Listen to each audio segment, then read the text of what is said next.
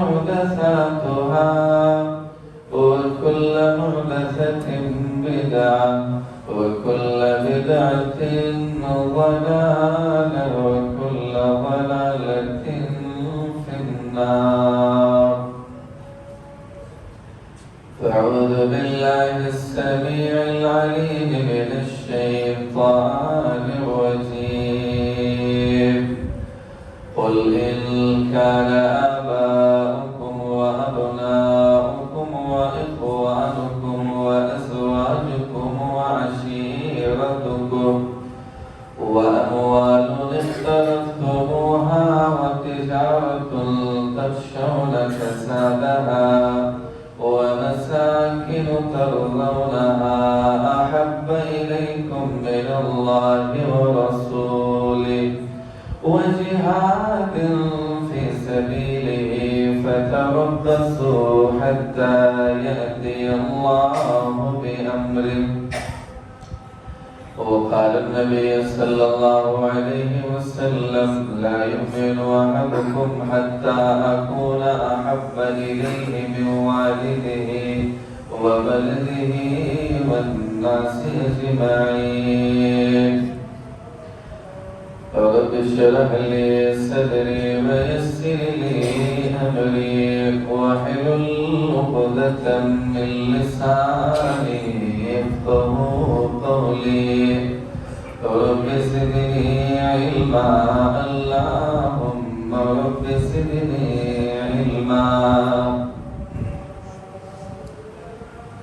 برادران اسلام، حاضرین جمعہ، اسلامی بھائیوں، نوجوانوں، بزرگوں، پردہ نشین خواتین، ہر قسم کی حمد و ثنا صرف اللہ رب العزت کے ذات کے لیے لائق و سزاوار ہے۔ درود و سلام نازل ہوں اللہ کے تمام پیغمبروں پر، خصوصاً ہمارے آخری پیغمبر جناب محمد رسول اللہ صلی اللہ علیہ وسلم پر۔ آج خطبہ جمعہ کا محبت رسول کا آخری پارٹ، محبت رسول پارٹ 4 انشاءاللہ آپ کے سامنے میں بیان کروں گا۔ پچھلے 3 جمعہ میں ہم اور آپ نے یہ سنا کہ اللہ کے رسول سے صحابہ کرام کو کیسی محبت تھی کہ جہاں پر قربانی دینے کا مسئلہ آتا تو وہاں پر وہ اپنے اولاد، مال و دولت، جان سے زیادہ، ہر چیز سے زیادہ اللہ اس کے رسول کو ترجیح دیتے۔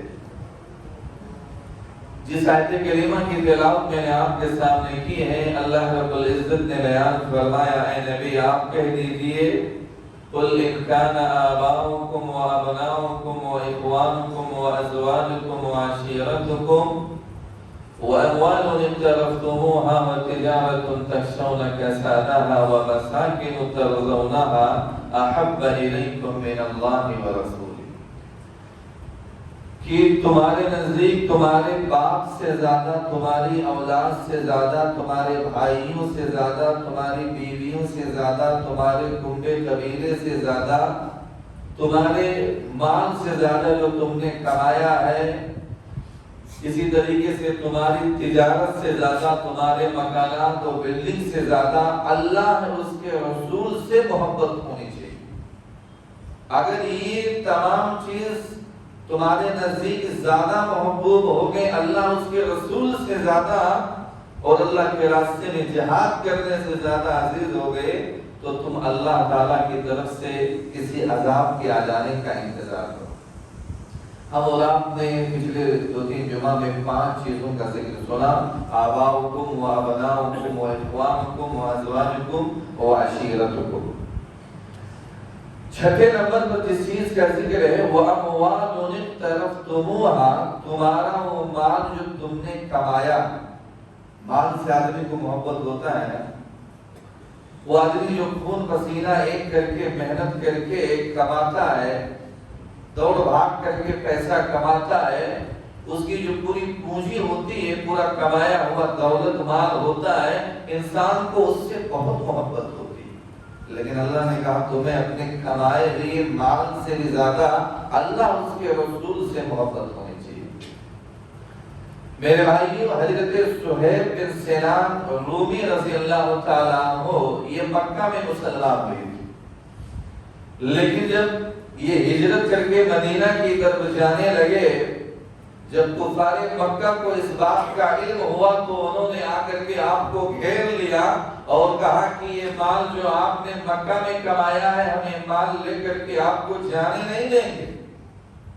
میرے بھائی، حضرت صہیب بن سنان رومی رضی اللہ تعالیٰ عنہ نے اپنی ترکش سے تیر نکالا اور کہا کہ اے مکہ والو، تمہیں خوب معلوم ہے کہ میں کیسا تیر انداز ہوں، میرا ایک تیر بھی نشانہ چوکتا نہیں ہے، غلطی نہیں کرتا ہے، میرے ترکش میں جب تک تیر رہیں گے میں اسی تیر سے تمہیں چھیدتا رہوں گا، مارتا رہوں گا، جب تیر ختم ہو جائیں گے تو میں تلوار سے تم سے لڑوں گا، اور جب میری تلوار ٹوٹ جائے گی، اس کے ٹکڑے ٹکڑے ہو جائیں گے تو تم میرے پاس آ سکتے ہو، اس سے پہلے تم میرے قریب نہیں آ سکتے ہو۔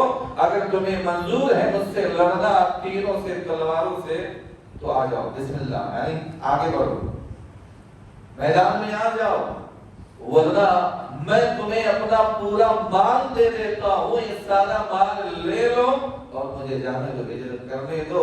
میرے بھائیوں، کفار مکہ مال لینے پر راضی ہو گئے۔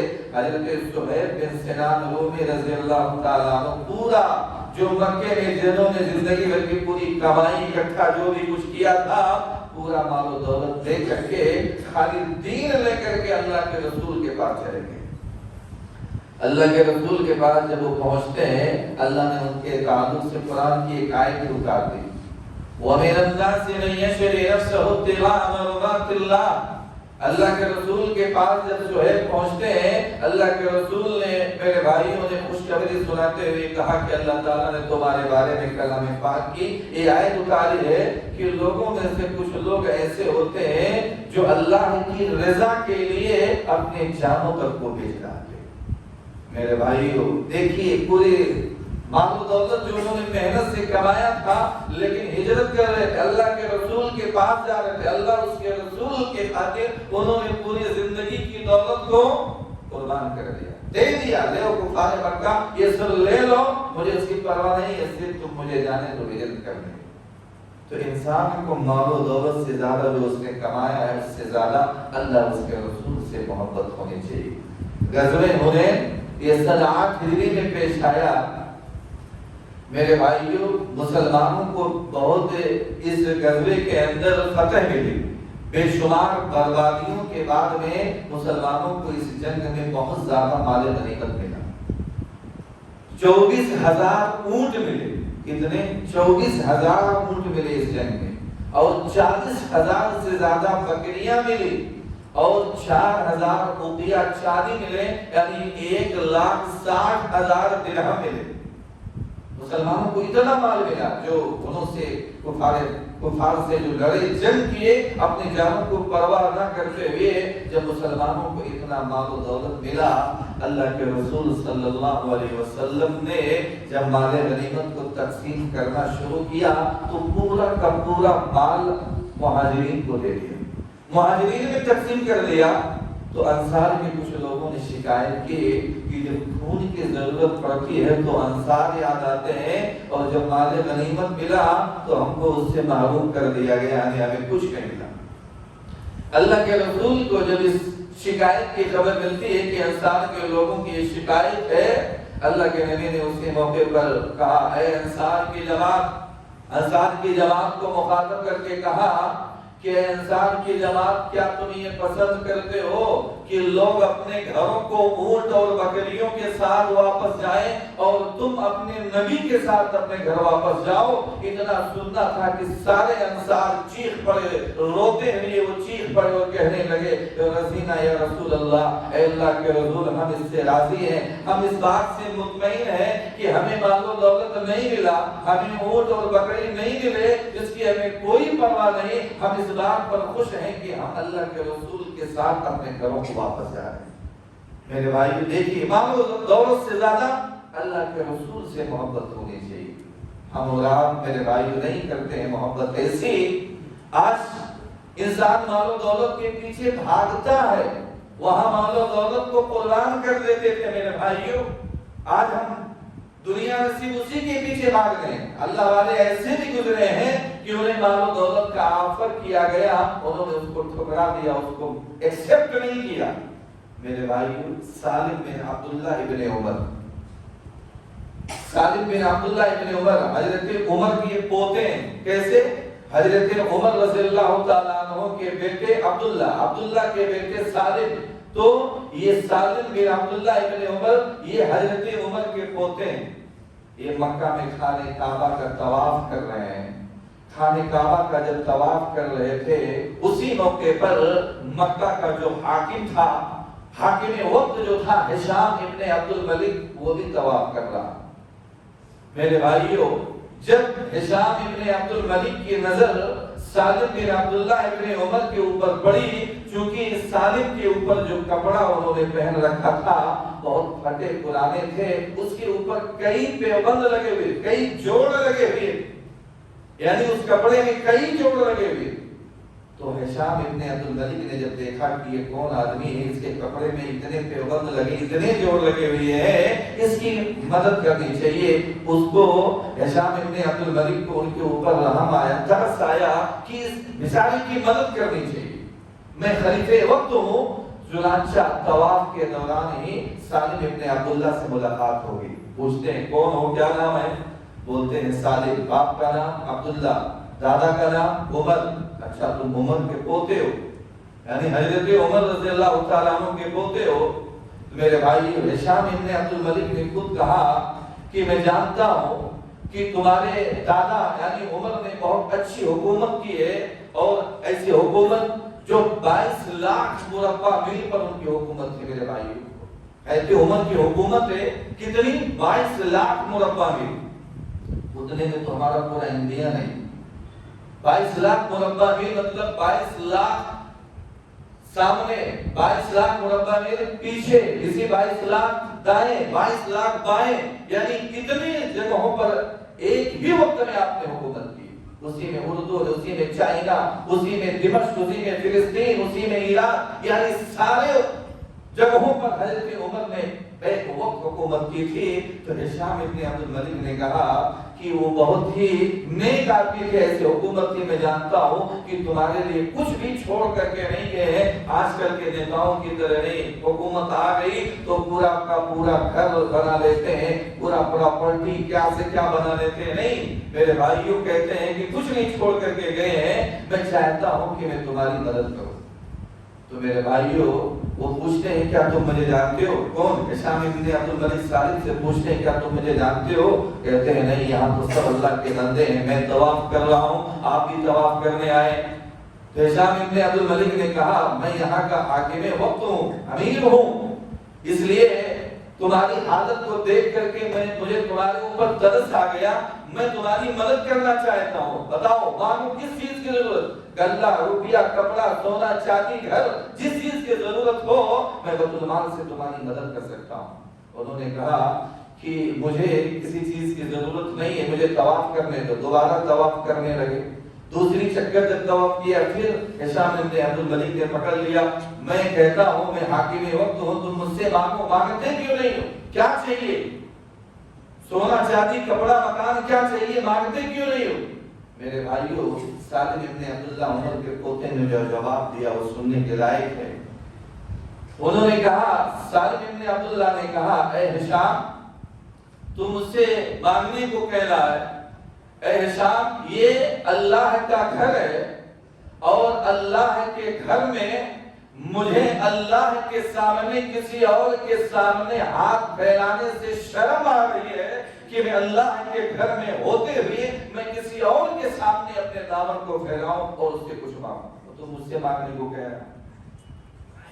ہشام ابن عبد الملک نے اپنا انسینس سمجھا, اس نے سمجھا کہ میں حاکم وقت ہوں, یہ مجھ سے کچھ مانگ نہیں رہا ہے. میرے بھائیوں, تو ہشام ابن عبد الملک باہر آ کر کے, اس نے بھی طواف کیا, طواف کرنے کے بعد میں باہر آ کر کے انتظار کر رہا. دیکھیے, حاکم وقت سالم ابن عبداللہ کا انتظار کر رہا. آج کل لوگ حاکم کا انتظار کرتے ہیں, لیکن حاکم سالم ابن عبداللہ کا انتظار کر رہا. اب سالم بن عبداللہ نے طواف کیا، طواف کرنے کے بعد میں مقام ابراہیم کے پاس جا کر کے 2 رکعت نماز ادا کی، نماز ادا کرنے کے بعد میں اپنے ہاتھوں کو آسمان کی طرف بلند کیا، اللہ رب العالمین سے دعا کرنے لگے، آہستہ آہستہ دعا مانگ رہے، اللہ سے مانگ رہے، پتہ نہیں کیا انہوں نے مانگا، وہ اللہ جانتا ہے۔ اور سالم بن عبداللہ میرے بھائیوں، بادشاہ کی نظر ان کے اوپر تھی کہ یہ طواف کریں گے، طواف کرنے کے بعد 2 رکعت نماز پڑھیں گے، پھر باہر آئیں گے۔ جب وہ تمام کام سے فارغ ہو کر کے سالم بن عبداللہ مسجد سے باہر گئے، وہاں سے باہر نکلے، وہ راستے میں یعنی سڑک پر چوراہے پر انتظار کر رہا تھا، جب باہر گئے تو باہر پھر ہشام بن عبد الملک نے پکڑ لیا کہ اچھا اب تو اس وقت تم مسجد میں یعنی اللہ کے گھر میں نہیں ہو، اللہ کے گھر سے باہر نکل کر کے آ گئے ہو، اے سالم اب تو تم اس سے مانگو۔ میرے بھائی سالم بن عبداللہ نے دیکھا کہ آدمی تو میرے پیچھے پڑ گیا، یعنی کچھ دینا ہی چاہتا ہے، دنیا دے کر کے ہی رہے گا۔ انہوں نے سوچا کہ اگر یہ آدمی نے مجھے دنیا دے دیا تو کہیں ایسا نہ ہو کہ میں دنیا کے پیچھے پڑ کر کے میں اپنی آخرت بھول جاؤں۔ میرے بھائیوں، جب وہ پیچھے ہی پڑ گیا تو سالم بن عبداللہ نے بادشاہ سے ہی سوال کر لیا، اے بادشاہ تو بتا کہ مطلب میں نے طواف کرنے کے بعد میں کیا کیا؟ بادشاہ نے کہا کہ تم نے مقام ابراہیم کے پاس جا کر کے 2 رکعت نماز ادا کی، اس کے بعد میں نے کیا کیا؟ اس کے بعد میں تم نے اپنے دونوں ہاتھوں کو آسمان کی طرف بلند کیا، اپنے رب سے تم کچھ دعا کر رہے تھے، میں نے دعا میں کیا مانگا؟ بادشاہ نے کہا مجھے کیا معلوم کہ تم نے اپنے رب سے کیا مانگا، اس لیے کہ تم آہستہ آہستہ مانگ رہے تھے، پتہ نہیں کیا مانگ رہے تھے۔ تو میرے بھائیوں، سالم بن عبداللہ اب جواب دیتے ہیں، اے حاکم وقت اب تو تجھے بتانا یہ ضروری ہو گیا ہے کہ میں کیا مانگ رہا تھا۔ ویسے میں جو اللہ سے میں نے جو دعا کی وہ میں نے اللہ سے اپنے لیے کیا مانگا یہ تو میرے اور اللہ کے بیچ میں راز ہے، میں نہیں بتاؤں گا، لیکن جہاں تک مسئلہ یہ ہے کہ تو کہتا ہے کہ تو دنیا مجھ سے مانگے، تو اے حاکم وقت جب میں اللہ کے گھر میں ہو کر کے میں نے اللہ کے سامنے اللہ سے جب میں نے دنیا نہیں مانگا تو دنیا کا بھی پورے دنیا کا حاکم نہیں ہے، میں تجھ سے دنیا کیا مانگا؟ میرے بھائی یہ جواب دیکھیے، بادشاہ دینے کے لیے تیار ہے۔ بادشاہ کو ایسا جواب دیا، میں نے اللہ سے اللہ کے گھر میں دنیا نہیں مانگا تو میں تجھ سے دنیا کیا مانگا؟ میرے بھائیوں، مال و دولت کے پیچھے بھاگنے والے وہاں مال و دولت کا آفر تھا، لیکن انہوں نے مال و دولت کو ٹھکرا دیا۔ میرے بھائیوں، تو ہم اور آپ کو وہ اموال اقترفتموها، وہ مال جس کو ہم نے کمایا ہے اس سے زیادہ میرے بھائیوں اللہ اس کے رسول سے محبت ہونی چاہیے۔ ہم اور آپ کو اللہ کے رسول سے کیا محبت ہے میرے بھائیوں؟ اللہ کے رسول کے زمانے میں 9 عمر لڑکے یعنی بچے بھی اللہ کے رسول سے محبت کرتے۔ غزوہ بدر جب سن 2 ہجری میں پیش آیا میرے بھائیوں، اسی میں 2 9 عمر لڑکے چھوٹے بچے، ایک کا نام ہے محاذ بن عامر بن جموح اور دوسرے کا نام ہے معوذ بن عفرہ۔ یہ دونوں جنگ بدر میں صرف اس ارادے سے شامل ہوئے تھے کہ انہوں نے سنا تھا کہ ابو جہل نام کا کوئی آدمی ہے جو محمد رسول اللہ صلی اللہ علیہ وسلم کو گالیاں دیتا ہے، اسی لیے اسی کو مارنے کے لیے جنگ بدر میں 2 9 عمر کے بچے شامل ہو گئے۔ جنگ بدر میں جب یہ 2 9 عمر بچے پہنچتے ہیں، وہ پہچانتے نہیں تھے ابو جہل کون ہے۔ انہوں نے حضرت عبد الرحمن ابن عوف سے پوچھا اس کا پتہ کہ کافروں کی جماعت میں ابو جہل کون ہے۔ جب عبد الرحمن ابن عوف نے میرے بھائی ابو جہل کی طرف نشاندہی کر دی کہ ابو جہل یہی ہے، میرے بھائی وہ دونوں 9 عمر بچے یعنی باز کی طرح اس ابو جہل کے اوپر جھپٹ پڑے اور جا کر کے تلوار سے ایسے ماری کہ ابو جہل خون میں تڑپنے لگا، وہیں مر گیا۔ میرے بھائیوں، یہ بچوں کی محبت تھی کہ میرے نبی کو ابو جہل گالیاں دیتا ہے اور بچے مارنے کے لیے میدان جنگ میں شامل ہو گئے۔ ہم اور آپ کو کیا محبت؟ تو اموال اقترفتموها، وہ مال جو ہم نے اور آپ نے کمایا ہے اس سے زیادہ اللہ اس کے رسول سے محبت ہونی چاہیے۔ اس کے بعد 7ویں نمبر پر وَتِجَارَةٌ تَخْشَوْنَ كَسَادَهَا، ایسی تجارت جس کے نقصان کا تمہیں ڈر لگا رہتا ہے۔ آدمی آج 20-25 لاکھ روپے کی گاڑی خریدے ہے، اس کا ڈر ہوتا ہے کہیں ایکسیڈنٹ نہ ہو جائے، لگا رہتا کہ نہیں ایکسیڈنٹ ہو گیا پورا خراب، آپ نے 20-25 لاکھ روپے کا کوئی تجارت شروع کیا، آپ کو اس کے نقصان کا ڈر لگا رہتا ہے کہیں مارکیٹ ٹھنڈا نہ پڑ جائے، میرا پورا مال برباد ہو جائے۔ میرے بھائیوں تو وہ تجارت جس کے نقصان کا تمہیں ڈر لگا رہتا ہے، اس سے بھی زیادہ اللہ اس کے رسول سے محبت ہونی چاہیے۔ صحابی رسول میرے بھائیوں حضرت ابو الدہدہ رضی اللہ تعالیٰ عنہ اللہ کے رسول کے پاس بیٹھے ہوئے، اور بھی صحابہ کرام اللہ کے رسول کے پاس بیٹھے ہوئے، اللہ کے رسول نے قرآن کریم کی اس آیت کی تلاوت فرمائی، من ذا الذی یقرض اللہ قرضا حسنا، کون ہے جو شخص اللہ تعالیٰ کو قرض حسنا دے، بدلے میں اللہ تعالیٰ اس کو جنت میں جگہ دے گا۔ صحابہ کرام نے کہا، ابو الدرداء رضی اللہ تعالیٰ عنہ نے کہا، اے اللہ کے رسول کیا اللہ تعالیٰ بھی ہم سے قرض مانگتا ہے، اللہ بھی ہم سے قرض چاہتا ہے؟ اللہ کے رسول نے کہا ہاں۔ میرے بھائیو ابو الدرداء رضی اللہ تعالیٰ عنہ نے کہا، اے اللہ کے رسول میں اگر اللہ تعالیٰ کو قرض دے دوں تو بدلے میں مجھے کیا ملے گا؟ اللہ کے رسول نے کہا بدلے میں اللہ تمہیں جنت میں جگہ دے گا۔ میرے بھائیو سنیے، غور کرنے کا مقام ہے۔ حضرت ابو الدرداء رضی اللہ تعالیٰ عنہ کے 2 باغ تھے، انہوں نے کہا اللہ کے رسول یہ دونوں باغ میں نے اللہ کو قرض حسنہ دے دیا۔ اللہ کے رسول نے بولا ادھر آؤ، دونوں باغ کیوں دے رہے ہو؟ ایک ہی باغ دو، ایک باغ اپنے لیے رکھو، روزی روٹی کے لیے رکھو، بیوی بچوں کے لیے رکھو، اس سے کام کاج کرو، ایک باغ کو اللہ کے راستے میں دو۔ اچھا ٹھیک ہے، اگر آپ کہہ رہے ہیں تو میں ایک ہی باغ دیتا ہوں، لیکن دونوں میں سے کون دوں؟ تو دونوں میں سے کون دو؟ اللہ کے نبی نے کہا یہ تمہیں اختیار ہے، دونوں میں سے جو چاہو دے دو۔ انہوں نے کہا کہ اللہ تعالیٰ قرآن میں فرماتا ہے لن تنالوا البر حتى تنفقوا مما تحبون، تم اس وقت تک ہرگز کوئی نیکی نہیں پا سکتے ہو جب تک تم اپنا محبوب مال اللہ کے راہ میں خرچ نہ کرو۔ میرے بھائیوں وہ کہتے ہیں کہ جو اوپر والا حصے میں جو باغ تھا وہ زیادہ میرے نزدیک محبوب تھا، میں نے اللہ کے راستے میں وہ باغ قرض حسنہ دے دیا۔ میرے بھائیوں دیکھیے وہ باغ کے بارے میں عبداللہ ابن مسعود رضی اللہ تعالیٰ عنہ بیان فرماتے ہیں وہ باغ میں 600 کھجور کے درخت تھے۔ کتنے؟ 600 کھجور کے درخت تھے جو پھلوں سے لدے ہوئے تھے، کھجور سے بالکل پک چکے تھے۔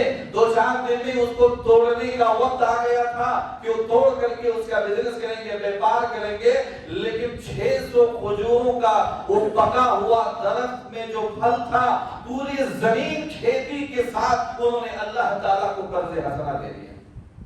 میرے بھائی ذرا سوچئے، غور کرنے کا مقام۔ اس کے بعد میں وہ فوراً اللہ کے رسول کو کہتے ہیں کہ اللہ کے رسول میں نے یہ اپنا پورا باغ اللہ تعالیٰ کو قرض حسنہ دے دیا ہے۔ اللہ کے نبی نے دعا دیا اللہ بدلے میں تمہیں جنت دے۔ میرے بھائی وہ بھاگتے ہوئے آتے ہیں، چونکہ ان کے گھر والے ان کے بیوی بچے اسی باغ میں رہتے تھے، اسی باغ کے اندر پہنچتے ہیں، چونکہ اللہ کو قرض حسنہ دے دیے تھے، وہ باغ کے اندر داخل نہیں ہوتے، باغ کے باہر سے ہی دیوار کے اوپر سے ہی وہ آواز لگاتے ہیں، وہ دیکھتے ہیں کہ میرے بچے کھجوروں کو توڑ کر کے ڈھیلے سے کھا رہے ہیں، کچھ جیب میں بھر رہے ہیں، اور اپنے بیوی کو آواز دے کر کے کہتے ہیں میری بیوی جلدی سے اپنے بچوں کو لے کر کے باغ سے باہر نکلو، اب یہ باغ میرا باغ نہیں ہے، یہ باغ ہمارا باغ نہیں ہے۔ بیوی نے کہا کیا ہو گیا ہے میرے شوہر، یہ تو کل تک ہمارا باغ تھا، یہ کھجوروں کے پھل ایک دم سے تیار ہے، ابھی توڑنے کا وقت آ گیا ہے، ابھی ہم پکے ہوئے کھجور کھاتے، اس کی تجارت کرتے، کس نے غصب کر لیا، کس نے ہڑپ لیا، کس نے قبضہ کر لیا؟ انہوں نے کہا حجت بعد میں کرنا، پہلے تم بچوں کو لے کر کے باہر آؤ۔ میرے بھائیو بیوی جب باہر لے کر کے آتی ہے، حضرت ابو الدرداء رضی اللہ تعالیٰ عنہ وہ بچے جو کھجور کچھ اپنے کپڑے یا جیب میں رکھے رہتے ہیں، وہ کھجوروں کو ان سے چھینتے ہیں، لیتے ہیں اور لے کر کے اسی باغ کے اندر پھینک دیتے ہیں، اور جو منہ کے اندر کھجور کچھ چبائے ہوئے ہوتے ہیں وہ بھی حلق کے اندر منہ کے اندر ڈال کر کے اس کو نکال کر کے اندر پھینک دیتے ہیں، اور کہتے ہیں کہ اللہ مجھ کو آنے میں تھوڑا سا دیر ہو گئی، اس میں سے کچھ کھجور میری بیوی نے کھا لیا، میرے بچوں نے کھا لیا، جو پیٹ کے اندر چلا گیا میں اس کا مالک نہیں، اس کا مالک تو ہے، لیکن جو کھجور انہوں نے اوپر رکھا ہوا تھا، اے اللہ میں نے وہ کھجور کو تیرے باغ میں واپس کر دیا، اے میری بیوی اب یہ باغ میرا نہیں رہا، میں نے اس کو اللہ کے راستے میں قرض حسنہ دے دیا ہے۔ میرے بھائیو بیوی نے بھی کیا جواب دیا؟ اے میرے شوہر، اگر آپ نے اس بات کو اللہ کے راستے میں قرض حسنہ دے دیا ہے، ہمیں اس پر کوئی اعتراض نہیں ہے، لیکن ذرا ہمیں یہ تو بتائیے کہ بدلے میں ہمیں کیا ملے گا؟ میرے بھائیو، اللہ کے رسول کے اسی فرمان کو انہوں نے سنایا کہ اللہ کے رسول نے یہ کہا ہے کہ جو آدمی اللہ تعالیٰ کو قرض حسنہ دے، بدلے میں اللہ تعالیٰ اس کو جنت میں جگہ دے گا۔ ان کی بیوی نے کہا اگر بدلے میں اللہ اس باغ کے بدلے میں جنت میں جگہ دے گا تو آپ نے کوئی گھاٹے کا سودا نہیں کیا ہے، آپ نے کوئی نقصان کا سودا نہیں کیا ہے۔ یہ 600 باغ بھلے ہی درخت میں پکے ہوئے تھے، آپ نے اللہ کے راستے میں دے دیا ہے، ہمیں اس کی کوئی پرواہ نہیں۔ میرے بھائیوں، یہ تھی صحابہ کے نبی کے ساتھ محبت کی، انہوں نے اللہ کے رسول کی زبان سے کوئی چیز سن لیا فوراً اس پر عمل کیا۔ ہم اور آپ کی طرح نہیں میرے بھائیوں۔ 600 کھجور کا باغ جو ہے پورا زمین سمیت اللہ تعالیٰ کو قرض حسنہ دے دیا۔ آج ہم اور آپ بھی تو میرے بھائیوں پچھلے 1 مہینے سے تقریباً 5-6 جمعہ سے لگاتار اعلان ہو رہا اللہ کے گھر کے لیے زمین خریدی گئی ہے 45 لاکھ روپے کی۔ ہم اور آپ ابھی 15 لاکھ تک پہنچے ہیں۔ انہوں نے ایک مرتبہ نبی کے زبان سے یہ جملہ سنا، پورا 600 کھجوروں کا باغ اللہ کے راستے میں دے دیا۔ میرے بھائیوں، ہم پورے 1 مہینے سے زیادہ سے اعلان پہ اعلان کر رہے ہیں اللہ کے لیے گھر خریدی، زمین خریدی گئی ہے، آپ اس کے اندر آگے بڑھیے، حصہ لیجئے۔ لیکن ہم اور آپ پورے شیموگا میں ہزاروں لوگ ہوں گے، اگر ہزاروں لوگ مل کر کے سارے لوگ حصہ لے لیتے، وہ ہزاروں لوگوں میں سے 40-45 لوگ تو کم سے کم اتنے اچھے صاحب حیثیت ہوں گے، مال والے ہوں گے، استطاعت والے ہوں گے، اگر انہوں نے صرف دل کھول کر کے دے دیا ہوتا، آج ہمیں بار بار اعلان کرنے کی ضرورت نہیں پڑتی۔ میرے بھائیوں، ایک ہم ہیں اور ایک صحابہ تھے کہ سن کر کیسے عمل کرتے۔ میرے بھائیوں، آگے بڑھو۔ ابھی 15 لاکھ روپے ہم اور آپ اکٹھا نہیں کر پائے ہیں، جنہوں نے نہیں دیا ہے، کیوں نہیں؟ اللہ تعالیٰ ان کے دلوں میں یہ بات ڈالتا ہے کہ وہ بھی اللہ کے گھر کے لیے حصہ دیں۔ تو وہ تجارت جو تمہیں اس کے نقصان کا ڈر ہو، اس سے بھی زیادہ اللہ اس کے رسول سے محبت ہونی چاہیے۔ اس کے بعد آخری چیز، آخری پوائنٹ، وَمَسَاكِنُ تَرْضَوْنَهَا أَحَبَّ إِلَيْكُم مِّنَ اللَّهِ وَرَسُولِهِ۔ تمہارے وہ مکانات، تمہارے وہ بلڈنگ، تمہارے وہ گھر جو تمہارے نزدیک بہت پسند ہے، جس کو تم پسند کرتے ہو، راضی ہو، جس سے تم خوش ہو، اس مکان، اس بلڈنگ سے بھی زیادہ تمہیں اللہ اور اس کے رسول سے محبت ہونی چاہیے۔ میرے بھائیوں، آج ہم اور آپ اپنے گھروں سے کتنی محبت کرتے ہیں، اپنے گھروں سے، دکان سے، ہے کہ نہیں؟ ایک انصاری نوجوان وہ گھر بنا رہے ہیں، 2-3 محلے کا گھر بنا رہے۔ پہلے زمانے میں جیسے آج کے زمانے میں 4-5 محلے کا کسی کا بلڈنگ ہو، خود کا گھر ہو، تو اس کو نزدیک بہت محبوب ہوتا ہے نا۔ تو پہلے زمانے میں 2 منزلیں 3 منزلیں کی جو بھی عمارت ہوتی تھی وہ بہت محبوب ہوتی تھی۔ ایک انصاری نوجوان گھر بنا رہے تھے، گھر بنا کر کے تیار ہو گیا، اللہ کے رسول صلی اللہ علیہ وسلم کا گزر اسی راستے سے ہوا۔ میرے بھائی، اللہ کے نبی کی نظر جب اس گھر کے اوپر پڑی تو اللہ کے نبی نے اس گھر کی بڑی تعریف کی۔ یہ کس کا مکان ہے؟ لیبروں نے جواب دیے فلاں انصاری کا گھر ہے۔ انہوں نے کہا ماشاءاللہ، اللہ برکت دے، بہت اچھا، بہت خوبصورت مکان اس نے بنایا ہے، لیکن گھر کے اوپر اس نے ایک گنبد بنوا دیا۔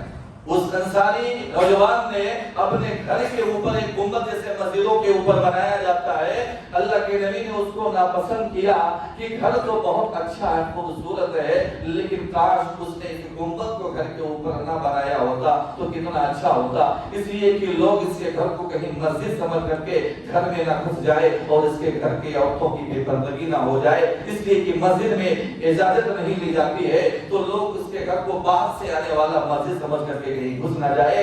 میرے بھائیو، وہ انصاری نوجوان جب آتا ہے، لیبروں نے اس کو سنایا اللہ کے رسول آئے تھے، آپ کے گھر کی بڑی تعریف کر کے گئے۔ اس نے پوچھا کیا کہہ کے گئے؟ انہوں نے لیبروں نے بتایا اللہ کے رسول کہہ کے گئے ہیں کہ یہ بڑا خوبصورت گھر ہے، بہت اچھا بنایا ہے، لیکن اس کے اوپر جو یہ گنبد ہے اللہ کے نبی نے اس کو ناپسند کیا۔ اس نے ایک لیبر سے پوچھا کیا تم لوگوں نے اپنے کانوں سے اس کو اللہ کے نبی کے زبان سے سنا ہے؟ اس نے کہا ہاں۔ دوسرے سے پوچھا، تیسرے سے، چوتھے، پانچویں، سب نے جواب دیا اللہ کے رسول نے گھر کی تو بڑی تعریف کی، لیکن اس گنبد کے بارے میں آپ کا یہ ایک خیال تھا کہ یہ اچھا نہیں ہے، آپ نے اس کو ناپسندیدگی کے نظر سے دیکھا۔ میرے بھائی وہ انصاری نوجوان دیکھیے، غور کرنے کا مقام ہے، اس نے لیبروں کو حکم دیا کہ میرے گھر کو، میرے مکان کو اوپر سے نیچے تک توڑا جائے، اس کو گرایا جائے۔ لیبروں نے کہا بھائی اللہ کے رسول نے صرف گنبد کو ناپسند کیا، آپ اس کو توڑوا دیں، پورا گھر توڑوانے کی کیا ضرورت ہے؟ میرے بھائی اس نے کہا نہیں، جو میں حکم دیتا ہوں، جو میں کہتا ہوں اس کو کرو۔ میرے بھائی اوپر سے نیچے تک پورا کا پورا اس کے پورے گھر کو گرا دیا گیا۔ اس کے بعد میں اس نے کہا یہ جتنے ملبے، جتنے سامان، جتنے اینٹ سیمنٹ جو چھڑ اس میں لگے ہیں سب کو یہاں سے ہٹایا جائے۔ اب پھر سے نیا سیمنٹ آئے گا، نیا اینٹ آئے گا، نیا لوہا آئے گا، ساری چیز نئے لگیں گے۔ اس لیے کہ میرے نبی نے جب اس گھر کو دیکھا تو جب اوپر کے حصے کو دیکھا تو اس کو نفرت کی نگاہ سے دیکھا۔ اب میرے نبی نے جس چیز کو نفرت کی نگاہ سے دیکھا ہوگا، پھر آپ کی نظر اسی ناپسندیدگی کی نظر جب آپ کی نیچے مڑی ہوگی تو پتہ نہیں اوپر سے نیچے مڑتے وقت گھر کے کس کس اینٹ پر میرے نبی کی ناپسندیدگی کی نظر پڑی ہوگی۔ اسی لیے مجھے گوارا نہیں ہے کہ میرے نبی کی ناپسندیدہ نظر کی ایک اینٹ بھی، ایک سامان بھی اس گھر میں رہے، اس نے پورا کا پورا گھر گروا دیا۔ ایسی محبت تھی میرے بھائیو، ہم بھی ایسی محبت کرتے ہیں؟ اللہ کی قسم ہم اور آپ کو اگر ایسی محبت ہو جائے، محبت مطلب اللہ اس کے رسول کی اطاعت، فرما برداری۔ ہمارے بیچ میں اللہ کے نبی نہیں ہیں لیکن جو باتیں بتا کے گئے ہیں کم سے کم ہم اور آپ اس پر عمل کریں، وہ محبت کہ ہمارے نبی کی بات آ گئی، ہم نے اس کو سنا، عمل کر لیا۔ ہم صرف سنتے ہیں، عمل نہیں کرتے میرے بھائیو۔ صحیح مسلم کی روایت عبداللہ ابن عباس رضی اللہ تعالیٰ عنہما بیان فرماتے ہیں کہ ایک مرتبہ اللہ کے رسول صلی اللہ علیہ وسلم نے ایک صحابی کے انگلی میں سونے کی انگوٹھی دیکھی۔ اللہ کے نبی نے اس کو ان کی انگلی سے ایسے کھینچا اور کھینچ کر کے اس کو نکال کر کے اس کو پھینکتے ہوئے ارشاد فرمایا اللہ کی قسم تم میں سے ایک آدمی اپنے ہاتھ میں سونے کی انگوٹھی پہن کر کے اپنے ہاتھ میں آگ کے انگارے کو رکھتا ہے، یہ بھی فرما کر کے آپ تشریف چلے گئے۔ دوسرے جو صحابہ کرام تھے انہوں نے کہا خود خاتمہ کا انتفے بھی، جس صحابی سے انگوٹھی کو کھینچ کر کے اللہ کے نبی نے پھینک دیا تھا، دوسرے لوگ کہہ رہے ہیں اپنی انگوٹھی کو اٹھا لو اور اس سے فائدہ حاصل کرو، یعنی اس کو اپنی بیوی کو دے دو یا اس کو بازار میں بیچ کر کے اس سے کوئی فائدہ حاصل کرو، یہ درست ہے، جائز ہے، صحیح ہے۔ عورتوں کے لیے سونے کی انگوٹھی جائز ہے، آپ بیوی کو دے دو، گھر کی عورتوں کو دے دو یا بیچ کر کے کوئی اور فائدہ اٹھا لو۔ میرے بھائیوں اس آدمی نے، اس صحابی نے کیا جواب دیا تھا؟ تعریف صاف جملہ میرے بھائیوں، محبت رسول کا اظہار کرتے ہیں۔ اس صحابی کا جواب سنی، اس نے کہا واللہ لا آخذہ ابدا وقد قالہ رسول اللہ صلی اللہ علیہ وسلم، اللہ کی قسم میں اس انگوٹھی کو کبھی نہیں اٹھاؤں گا جس کو میرے نبی نے ناپسندیدگی کی نفرت سے نکال کر کے میرے انگوٹھے سے، ہاتھ سے نکال کر کے پھینک دیا تھا، میں کبھی بھی اس انگوٹھی کو اٹھانا تک گوارا نہیں کروں گا۔ ایسی محبت تھی میرے بھائی، اٹھا سکتے تھے لیکن میرے نبی نے نفرت کی نگاہ سے اس کو نکال کر کے پھینک دیا، اس لیے مجھے گوارا نہیں ہے کہ میں اس کو اٹھا لوں اور پھر سے اس کو استعمال میں لے کر دیا۔ میرے بھائی ہمیں بھی ایسی محبت ہونی چاہیے۔ علی رضی اللہ تعالیٰ عنہ سے پوچھا گیا اللہ کے رسول صلی اللہ علیہ وسلم سے آپ لوگوں کو کیسی محبت تھی؟